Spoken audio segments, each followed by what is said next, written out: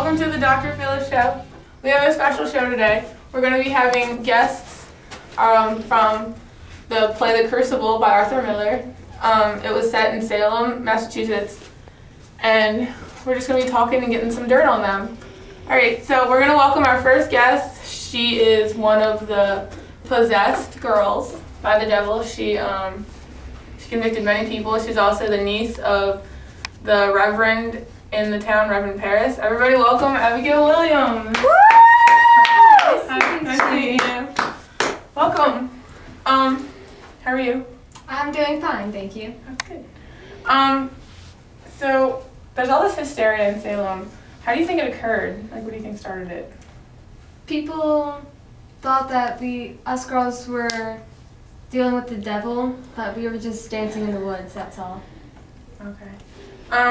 And then you and the girls soon became getting these visions or getting these things from the devil that you could see people who were dealing with witchcraft. What was that like?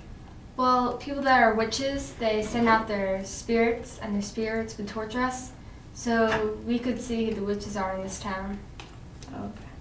Okay. So you ran away. Why did you run away? Well, people were claiming that we were frauds and we were making false accusations, so I went to Barbados just to get away from it. But you're here now, right? Yeah, well, I thought things would clear up, so I came back, but obviously things are still not okay. Speaking of not okay, I think a question on everybody's mind, what happened with you and John Proctor? Well, I love him, and he loves me, and I don't understand why he can't be with me now. So you're feeling hurt that he kind of betrayed you a little bit. Alright, we'll hear more from Abigail Williams. We'll come back. We'll have a commercial break. Alright. Could switching to Geico really save you 15% or more on car insurance? Did the little piggy cry wee, wee, wee all the way home?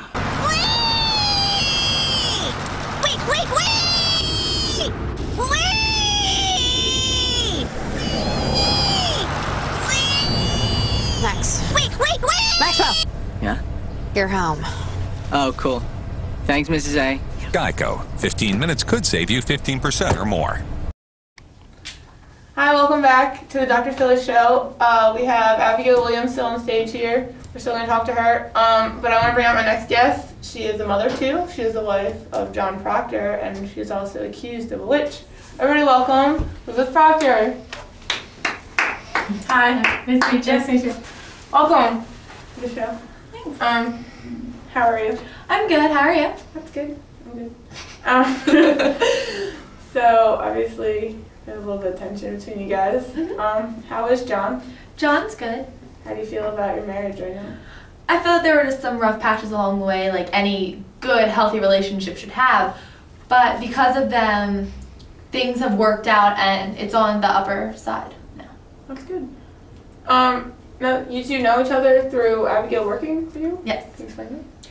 Abigail worked for me as my servant for a while, but then I had suspicions of her and my husband John having like an affair. So I decided that it would be best if she didn't work for us anymore. So I fired her and then hired Mary Warren. And you're happy with her? Yes. That's good. So you, not long after you fired Abby, you were accused of being a witch? Yes. How was your feelings and your family's feelings about that? I feel it was a false accusation. My sons were upset with it when Cheever came and told me I was convicted because of a poppet that was found in my home that Mary Warren had actually sewn for me while she was in court that day. As a gift? Yes, as a gift. And there was a needle that she put in there for safekeeping. And Abigail was upset to have this needle in relatively the same spot like stabbed into her. So Cheever came and told me that I had been accused of witchcraft.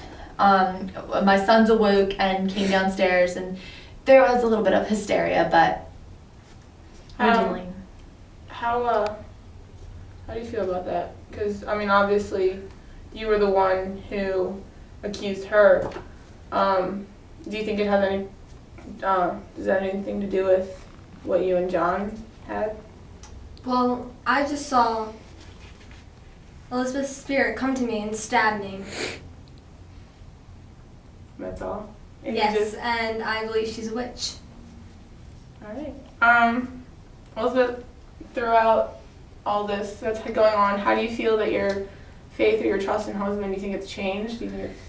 It has changed. It's gone from worse to better, because I've learned that when he says that he saw Abigail, he meant that he saw her like in a group of people or in the court, not alone as I used to think it was.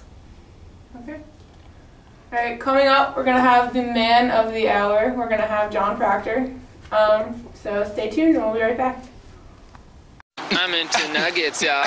I'm into nuggets, y'all. I'm into nuggets, y'all. I'm into nuggets, y'all.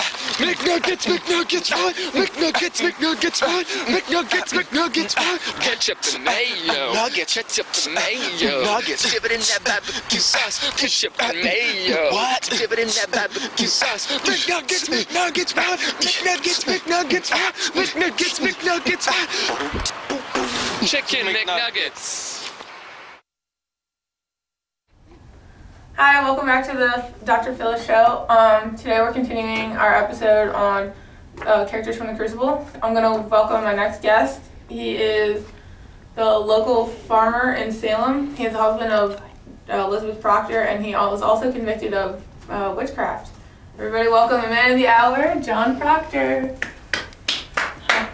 Woo! How you doing? Okay. How are you doing? I'm a little rough, but I'm doing okay right now. Understandable. How do you feel with your marriage and your family? How are they doing? I think they're really upset from what's all happened for the past couple of weeks. It's been going on with hysteria and witchcraft. And right now, like, we're going through a lot of trouble because I was recently condemned. Yeah. That's hard. It's a little rough. Obviously, we're going to talk about what happened between you and Abigail Williams. You see, Abigail was the maid in our house, and all of a sudden she came on to me, and I couldn't just back off. So, like, we had a relationship, as, like, truth be told, we had a relationship going on, but I don't love her. It was just a one-time thing, never gonna happen again. So, since she was your former mistress, how do you feel that she convicted your wife of being how do you think that she accused your wife of being a witch? It's not a surprise to me, because she's the one who is very malicious, she's very selfish, so I don't blame her for like doing all that she's done, because she's the one who started everything.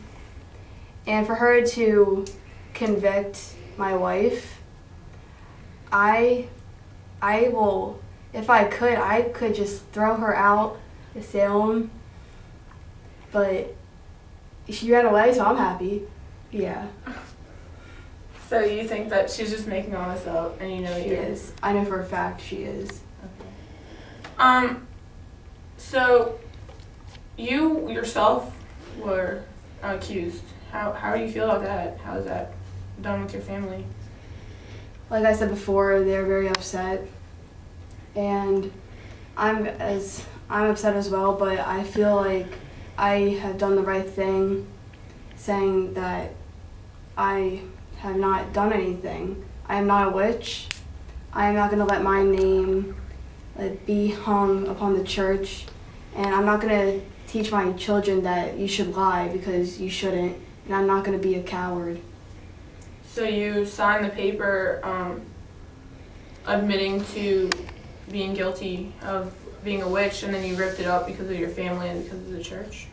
I don't want my name being out there saying that I confess, because it would be all a lie. Alright, we'll be back with everybody. We're going to be back with Elizabeth, Abigail, and John.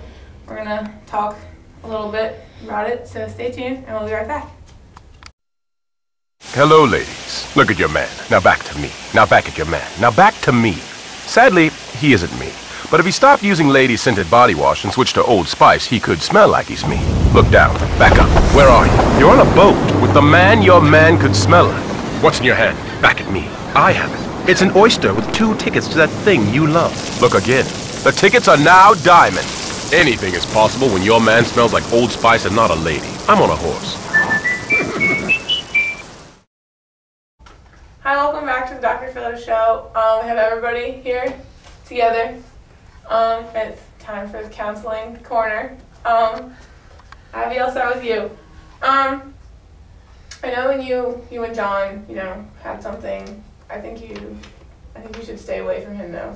You need somebody who's going to love you and not be married, and just to love you and no one else. John or Elizabeth, I'm gonna say, just keep doing what you're doing. You're obviously a good mother. Good luck with your pregnancy. I heard you're pregnant with another one. Next time, just have a little faith, a little bit more faith in your husband, because I think he's changed for the better. John, for you, I'd say just be lucky that you have such a loyal wife, because she could just leave after what you did.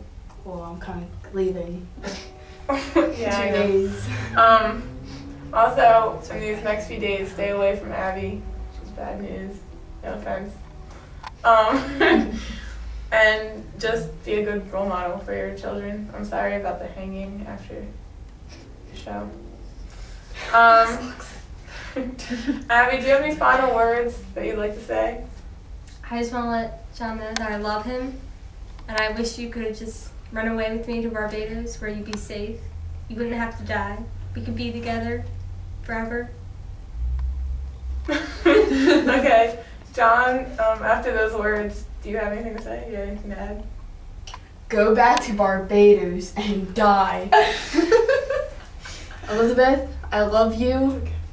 Don't even worry about her. She's out of the picture now. I love you with all my heart. Take care of the children. I love them. Tell them I love them. Okay? Elizabeth, do you have any final words after? He has his goodness now. Alright, that's our show. Thank you for watching. I want to say thank you to the production staff. Thank you to the audience. Thank you especially to our guests who came and, put their stories out here and their emotions out here. See you soon. Thanks for watching.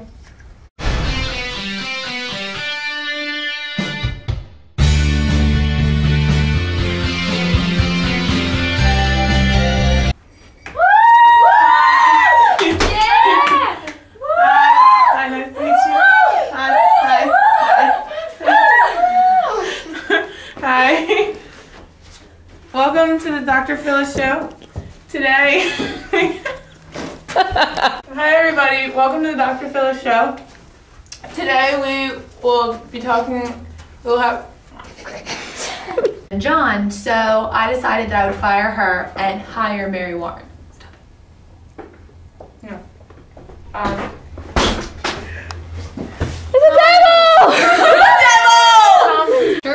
This is before. Hey! Chelsea, you really actually do look like a... Chelsea's about to shave.